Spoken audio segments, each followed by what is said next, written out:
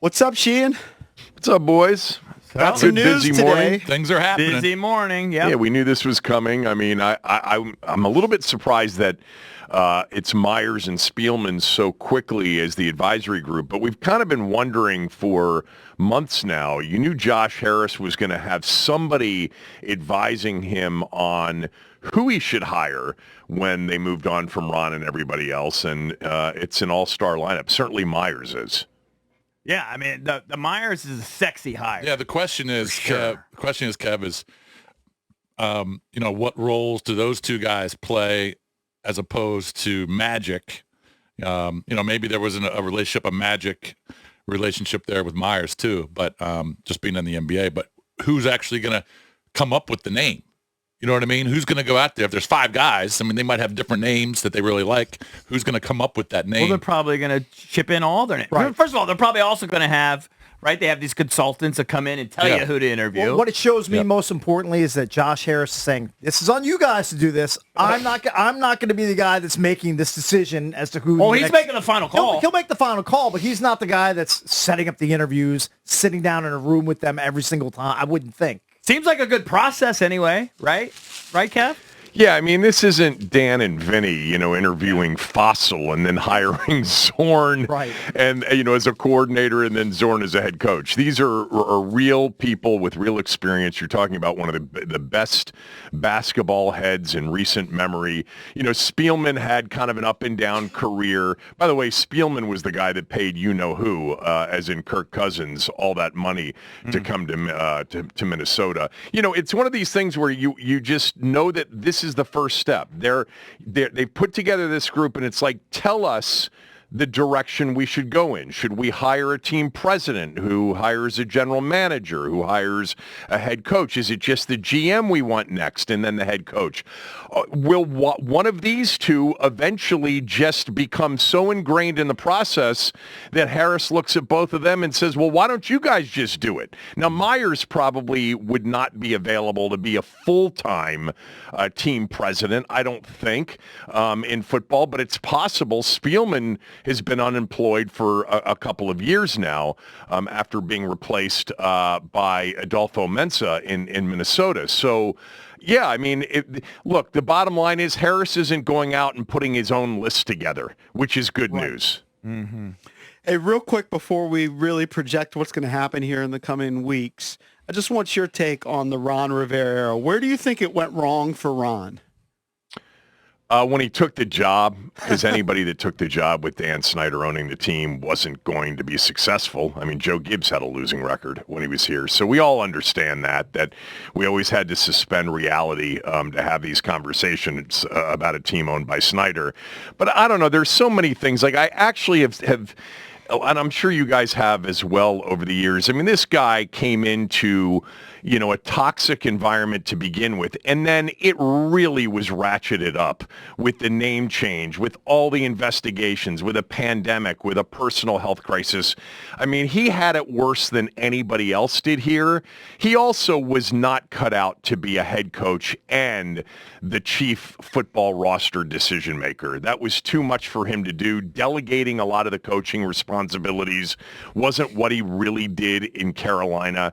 And because of it, he didn't do either job very well. So he took the gig because it included a lot of control, but ultimately I think that control doomed him in some small way. You know where else he failed at basically every turn? Like whenever he stepped in front of the mic. Oh. I mean, that guy buried himself more at press conferences. Yeah, not a strong point. He just did it a couple weeks ago when he was talking about, well, I've only really been coaching for like the last 5 or 6 weeks. The first 3.5 years, I was a manager. Yeah, I know. Well, why? Even if that's the case, why would you say that? Yeah, I asked him when he was coming on with me during the season 2 seasons ago. I said, "What is different about the job here versus in Charlotte?" And he said, "I'm a delegator. I'm much more of a CEO coach." Yeah. And he just wasn't, a CEO type. And so he was not, it was entertaining when he stepped to the mic because you'd get one thing one day and another the next. But everybody says this about Ron Rivera. Great guy, great man. a natural-born kind of mentor and leader. He just wasn't a very good football coach nor a very good general manager here. And left the team with so many holes. I mean, but at least the second pick in the draft, and a lot of cap space. Right. That is true.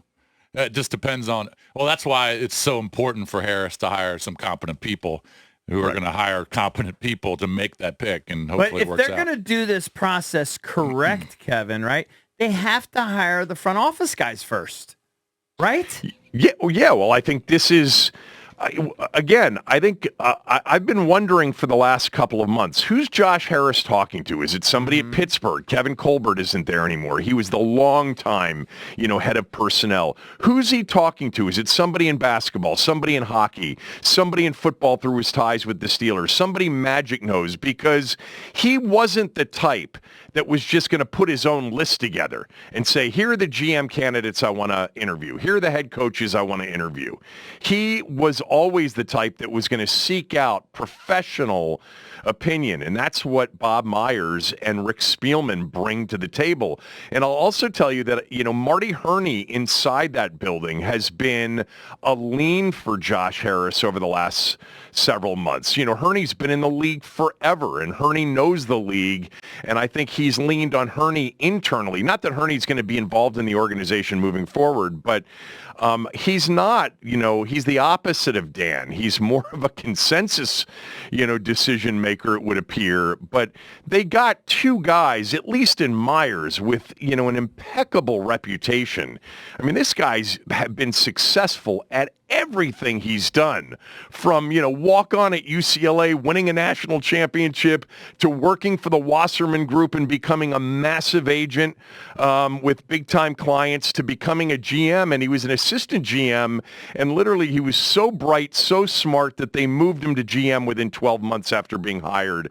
And obviously we know the Warriors story after that. So these are the people that, I'm sure he's been talking to, and now he has hired them essentially. And I think this should be made clear. I'm sure you guys have done this already, but these are not the hires. This is not the general manager hire or the team president hire. It could turn out to be that way, but these are the advisors, / consultants that are going to walk Josh Harris and Magic Johnson and Mitchell Rales and the ownership group through the process of hiring the best people to run the football operation. And I would imagine in Myers' case as well, guys, to hire the right group to run the entire building.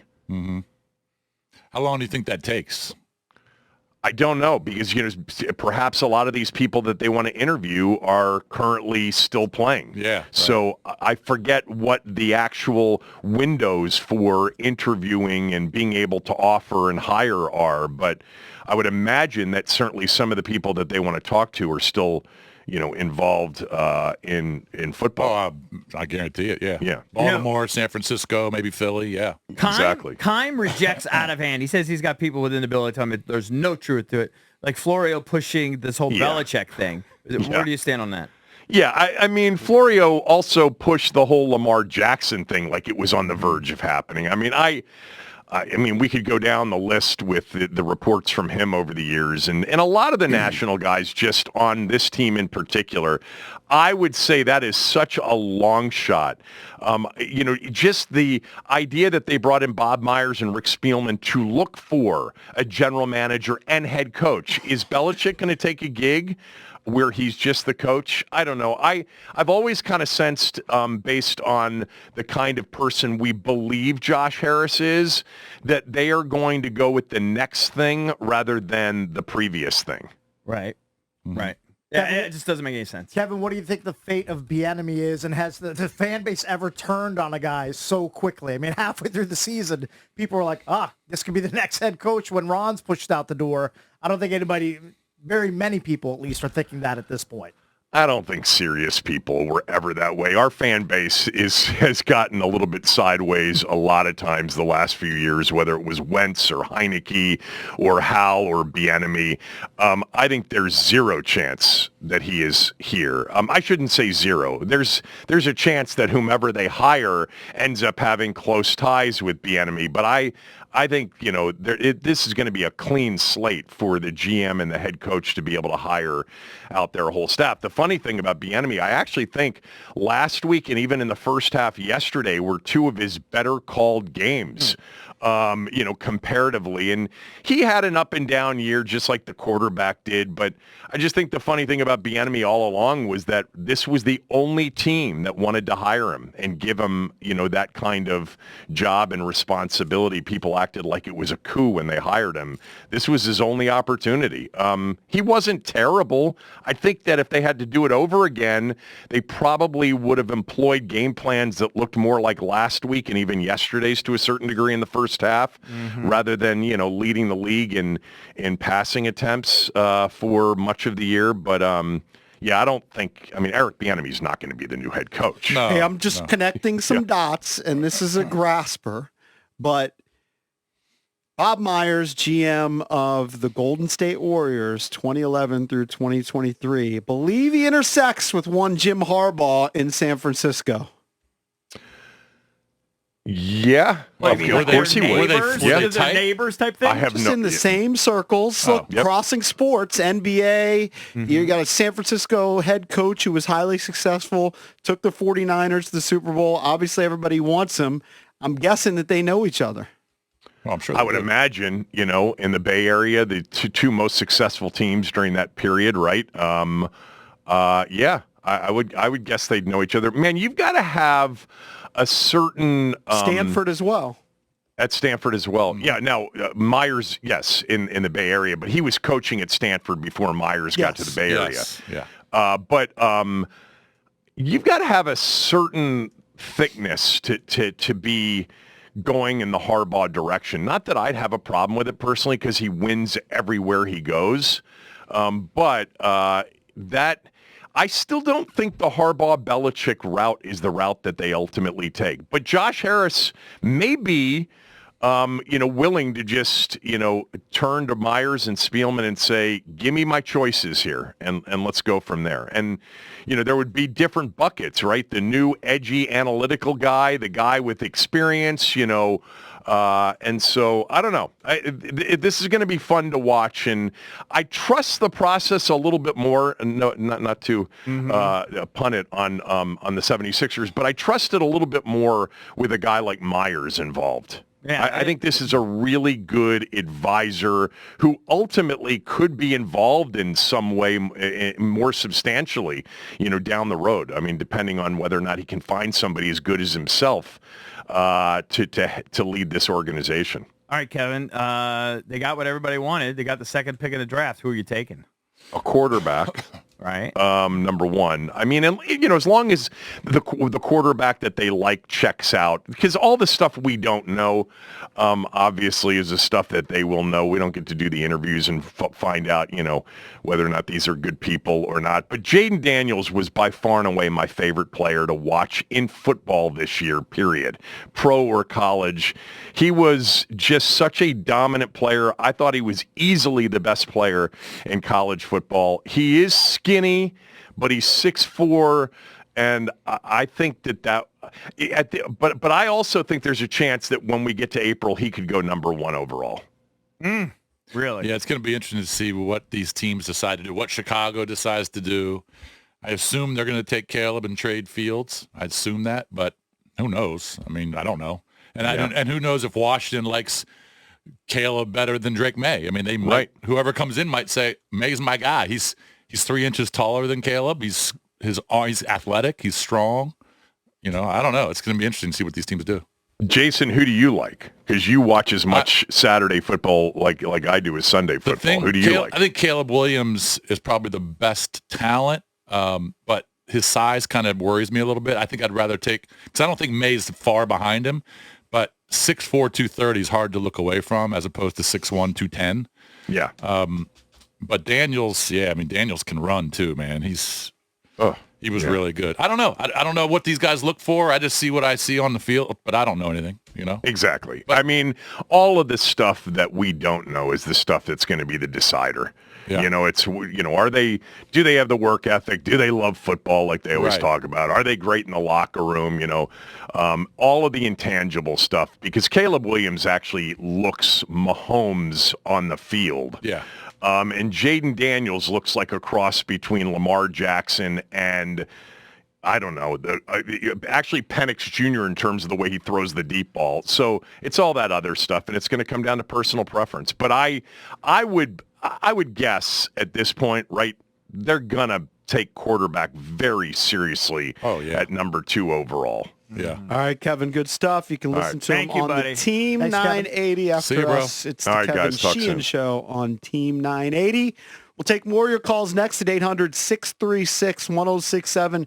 Your reaction, Ron Rivera out, and we have a search committee in place, including the 2-time NBA Executive of the Year, Bob Myers, as well as the ex-Vikings GM, Rick Spielman. We'll tackle that next here on the Junkies.